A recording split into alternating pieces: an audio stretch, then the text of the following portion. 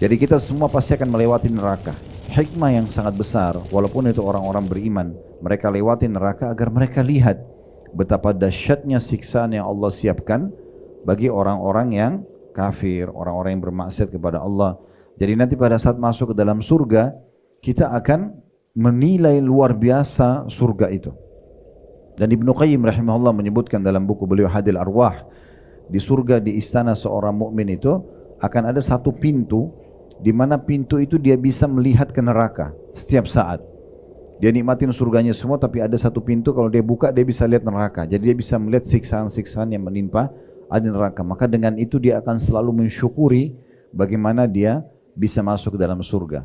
Makanya umumnya perkataan ahli surga, di antaranya hadis yang sahih, Allah Subhanahu wa taala akan bertanya kepada ahli surga nanti, apakah kalian sudah puas dengan apa yang aku berikan? Maka semuanya sepakat mengatakan, ya Allah, nikmat apa lagi yang kami harapkan setelah Engkau selamatkan kami dari neraka, masukkan kami ke dalam surga. Karena mereka lihat neraka itu, mereka lihat bagaimana perihnya, bagaimana siksanya, bagaimana teriakannya, ya, dan luar biasa gitu ya.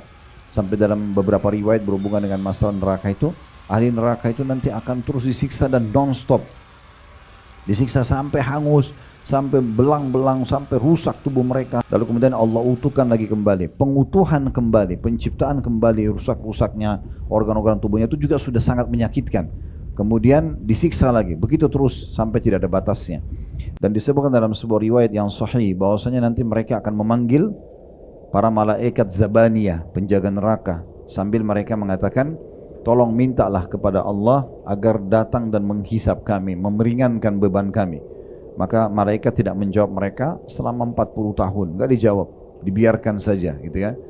Sampai setelah itu pun pas tiba masa dijawab yang Allah izinkan, para malaikat dengan sangat keras dan tegas maka mengatakan tidak ada toleransi, tidak ada negosiasi dengan kalian. Udah, kalian akan tetap kekal di sini di neraka. Lalu mereka memanggil Tuhan mereka dan Allah Azza wa Jalla tidak menjawab mereka seumur dunia. Berapa abad, berapa miliar tahun kita tidak tahu, tapi Allah tidak jawab. Mereka terus disiksa sampai setelah sekian seumur dunia Allah baru menjawab, ya. Tinggallah kalian dalam neraka dalam kondisi terhina dan jangan pernah kalian bicara denganku. Allah punya sifat Ar-Rahmanur Rahim, Maha Pengasih, Maha Penyayang, tapi bagi ahli neraka tidak berlaku ini. Kenapa selama di dunia diberikan kesempatan untuk taubat tidak mau, diberikan ajaran untuk amal soleh tidak mau, gitu kan? Jadi orang-orang baik tidak mau maka dihukum. Maka di saat itu mereka pun menangis kata Nabi SAW karena sudah putus asa sampai di tempat keluarnya air mata, keluar darah. Dan sungguh air mata mereka akan tergenang di neraka itu.